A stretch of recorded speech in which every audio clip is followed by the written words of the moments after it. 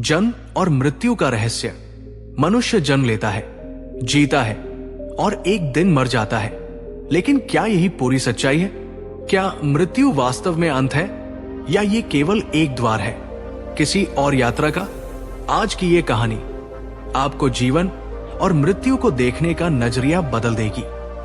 एक प्रश्न जिसने सब कुछ बदल दिया। बहुत प्राचीन समय की बात है। मगध राज्य की राजधानी राजगृह के पास एक छोटा सा गांव था।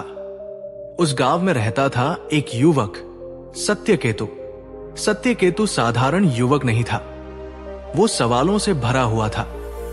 एक दिन उसके पिता का देहांत हो गया। चिता की आग जल रही थी, धुआं आकाश में विलीन हो रहा था और सत्यकेतु एकटक देख रहा था। उसके मन में केवल एक ही प्रश्न था, क्या मेरे पिता अब समाप्त हो गए या वे कहीं और हैं? उस रात वो सो नहीं सका। मृत्यु का भय उसके हृदय में घर कर गया। मृत्यु का डर। अगले कई दिनों तक सत्यकेतु अजीब व्यवहार करने लगा। वो हंसता नहीं था, वो मौन रहने लगा। हर हंसते चेहरे के पीछे उसे मृत्यु दिखाई देती। हर जन्म में उसे अंत नजर आता। उसने सोचा, यदि सबको मरना है तो जीवन का अर्थ क्या है? उसी समय उसे ज्ञात हुआ कि राजगृह के पास गौतम बुद्ध ठहरे हुए हैं। लोग कहते थे वे जन्म और मृत्यु के रहस्य को जानते हैं। बुद्ध के पास जाना। सत्यकेतु ने निश्चय किया, वो बुद्ध से मिलेगा।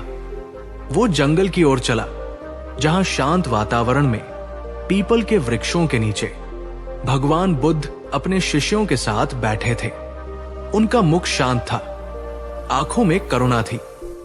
उनकी उपस्थिति ही मन को स्थिर कर रही थी। सत्यकेतु उनके चरणों में बैठ गया। पहला प्रश्न। कुछ देर मौन रहा, फिर कांपती आवाज में उसने पूछा, भगवान, लोग जन्म लेते हैं फिर मर जाते हैं, क्या मृत्यु सब कुछ समाप्त कर देती है? बुद्ध ने उत्तर नहीं दिया। वे मुस्कुराए। उन्होंने एक शिष्य को बुलाया और कहा, एक दीपक लाओ। दीपक की शिक्षा। दीपक लाया गया। बुद्ध ने पूछा, जब ये दीपक जल रहा है तब इसकी लौ कहां से आती है? सत्यकेतु बोला, तेल और बाती से। बुद्ध ने दीपक बुझा दिया।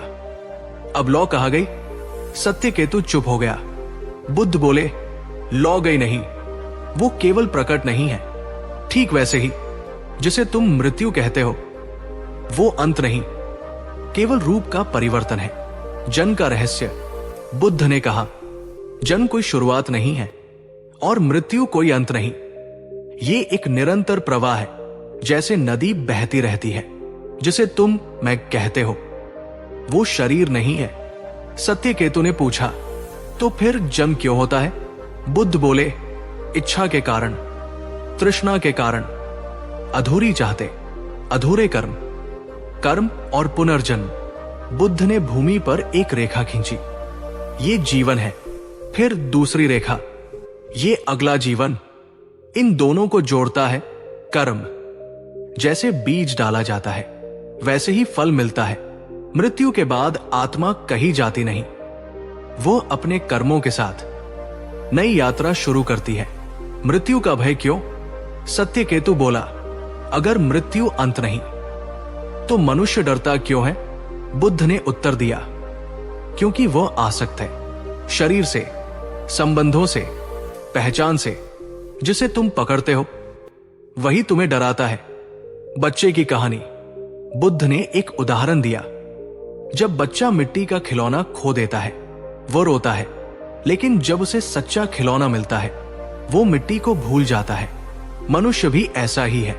वो इस नश्वर शरीर को सच्चा मान बैठा है। मृत्यु का सही अर्थ। बुद्ध बोले, मृत्यु का अर्थ है पुराने रूप का अंत, लेकिन चेतना बनी रहती है। जैसे रात के बाद सुबह आती है, वैसे ही मृत्यु के बाद नया जन्म। शोक का कारण।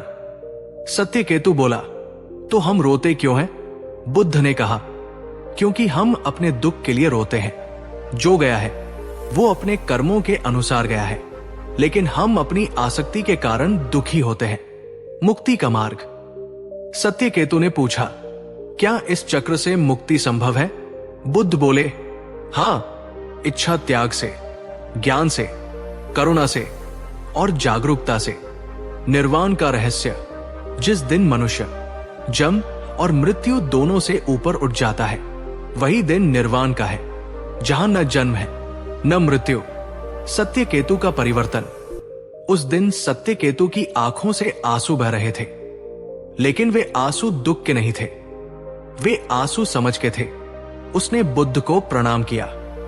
अंतिम उपदेश। बुद्ध बोले, मृत्यु से मत डरो, डरो उस जीवन से जो बिना जागरूकता के जिया जाए। जो जाग गया उसके लिए न जन्म है न मृत्यु। यह कहानी केवल सत्यकेतु की नहीं थी, यह कहानी हर उस इंसान की है जो मृत्यु से डरता है, लेकिन जब समझ आती है तो डर समाप्त हो जाता है, क्योंकि जन्म और मृत्यु दोनों केवल यात्राएं हैं और सत्य इनके परे है। जो जन्म को समझ गया वही मृत्यु से मुक्त हो गया। बुद्ध का सबसे कठिन प्रश्न। बहुत प्राचीन समय की बात है। श्रावस्ती के समीप स्थित जेतवन विहार उस काल का एक महत्वपूर्ण आध्यात्मिक केंद्र था। यहां गौतम बुद्ध अपने शिष्यों के साथ निवास करते थे। जेतवन केवल एक विहार नहीं था, बल्कि वह स्थान था जहां मनुष्य अपने भीतर झांकने आता था। कोई अपने दुख लेकर आता, कोई समाधान खोजता और कोई केवल इस आशा में कि शायद यहां उसे जीवन का अर्थ समझ में आ जाए।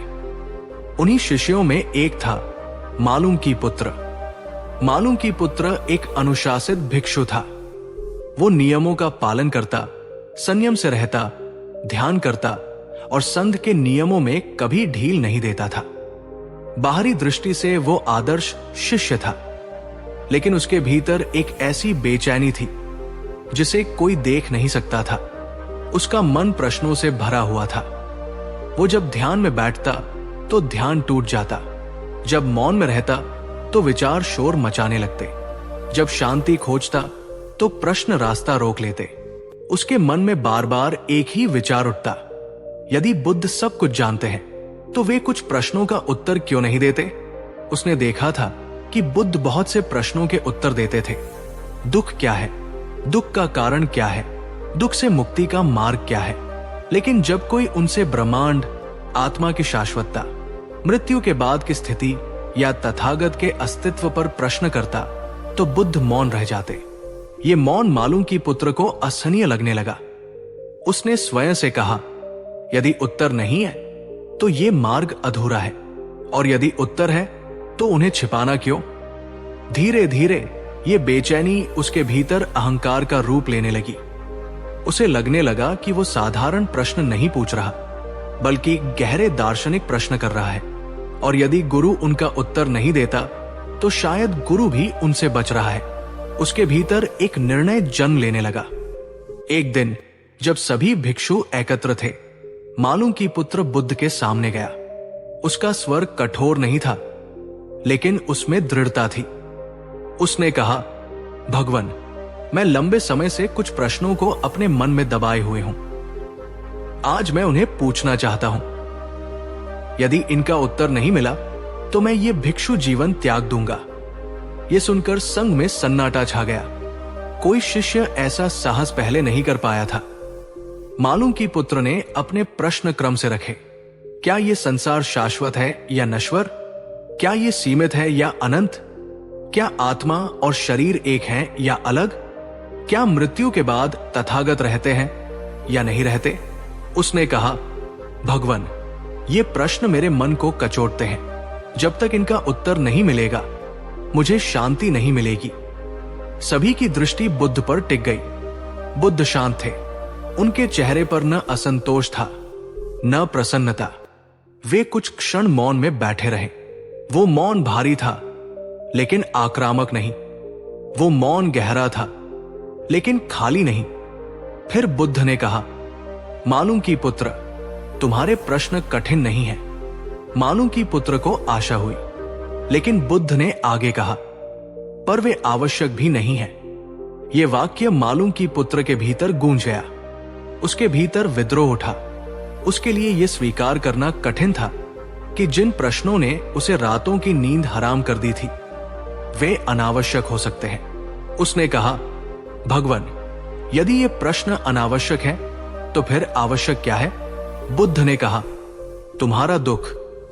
फिर उन्होंने एक दृष्टांत सुनाया।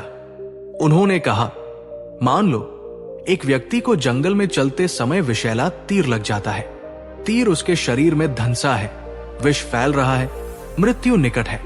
लेकिन वो व्यक्ति कहता है, पहले ये बताओ कि तीर किसने चलाया, वो किस जाति का था, तीर किस लकड़ी का बना था, उसका आकार क्या था। यदि वह इन प्रश्नों के उत्तर खोजता रहेगा तो क्या वह जीवित रहेगा? मालूम की पुत्र मौन हो गया। बुद्ध ने कहा, मालूम की पुत्र, जीवन दुख से भरा है। जन्म दुख है, बुढ़ापा दुख है, रोग दुख है, मृत्यु दुख है। मैंने उस दुख से मुक्ति का मार्ग बताया है, लेकिन तुम ब्रह्मांड की रचना में उलझे हो। मैं उस तीर को निकालने आया हूं, न कि यह सिद्ध करने की तीर किसने बनाया। यह बात मालूम की पुत्र के भीतर उतरने लगी, लेकिन उसका अहंकार अभी पूरी तरह टूटा नहीं था। उसने कहा, पर भगवन, क्या सत्य जानना गलत है? बुद्ध ने कहा, सत्य जानना गलत नहीं है, लेकिन वो सत्य जो तुम्हें मुक्त न करे वो बोझ बन जाता है। उन्होंने कहा, कुछ प्रश्न ऐसे होते हैं जिनका उत्तर मिलने पर भी मन शांत नहीं होता, बल्कि और उलझ जाता है। मैं उन प्रश्नों को अव्याकृत छोड़ता हूं। मालूम की पुत्र पहली बार समझ रहा था कि बुद्ध प्रश्नों से नहीं बच रहे थे, बल्कि शिष्य को भटकने से बचा रहे थे। उस रात मालूम की पुत्र बहुत देर तक जागता रहा। उसके प्रश्न अब भी थे, लेकिन उनके पीछे की भावना बदल चुकी थी। अब वे जिज्ञासा से नहीं, बल्कि असंतोष से जन्म नहीं ले रहे थे। उसने स्वयं से पूछा, क्या मैं मुक्ति चाहता हूं या केवल उत्तरों का संग्रह? अगले दिन वो फिर बुद्ध के पास गया। इस बार उसका स्वर विनम्र था। उसने कहा, भगवन, मेरे प्रश्नों ने मुझे थका दिया है। मैं समझ गया हूं कि मैं उत्तर नहीं, बल्कि शांति चाहता हूं। बुद्ध मुस्कुराए। उन्होंने कहा, मालूम की पुत्र, सबसे कठिन प्रश्न ये नहीं है कि संसार क्या है, आत्मा क्या है, या मृत्यु के बाद क्या होता है। सबसे कठिन प्रश्न है, मैं कौन हूं?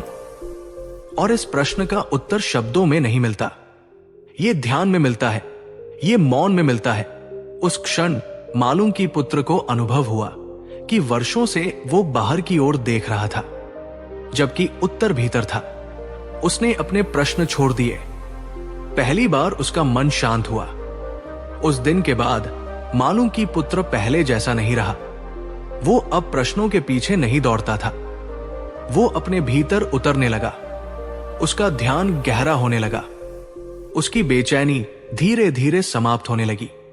वो समझ गया था कि हर प्रश्न का उत्तर जानना आवश्यक नहीं, लेकिन हर दुख से मुक्त होना आवश्यक है। बुद्ध ने अंत में कहा, जो प्रश्न तुम्हें शांति से दूर ले जाए उसे छोड़ दो, और जो मौन तुम्हें स्वयं से मिला दे वही सत्य है। अंतिम संदेश।